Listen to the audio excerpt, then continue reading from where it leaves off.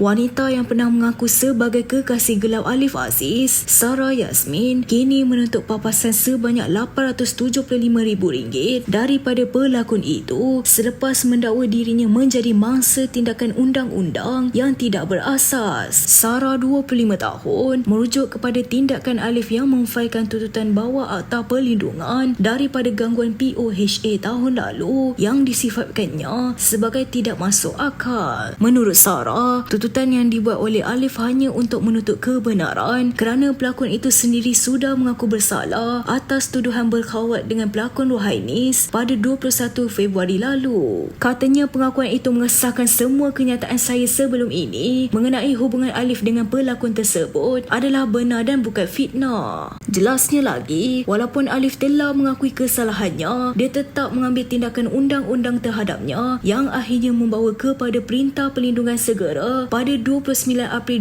2024. Sarah menyatakan bahawa tindakan undang-undang tersebut adalah tidak berasas dan hanya bertujuan untuk menutup kebenaran yang telah didedahkan. Terdahulu, Sarah turut berkongsi perkara tersebut menerusi notis tuntutan yang dimuat naik dalam Instagram miliknya dan memberi tempoh 7 hari kepada Alif untuk melunaskan bayaran pampasan tersebut atau berdepan tindakan lanjut. Difahamkan tahun lalu, Sarah menerima notis mahkamah di Singapura yang menghalangnya daripada mengeluarkan sebarang kenyataan mengenai Alif. Malah nama Sarah mula menjadi bualan hangat selepas dia tampil mengakui sebagai kekasih Alif dengan pendedahan tersebut dibuat kerana dia tidak tahan melihat pelakon itu terus dikecam selepas dicekuk khalwat dengan Ruhainis pada 9 Mac tahun lalu. Jangan membuat sebarang spekulasi yang boleh mencetuskan kontroversi. Apapun, semoga urusan Sarah dipermudahkan.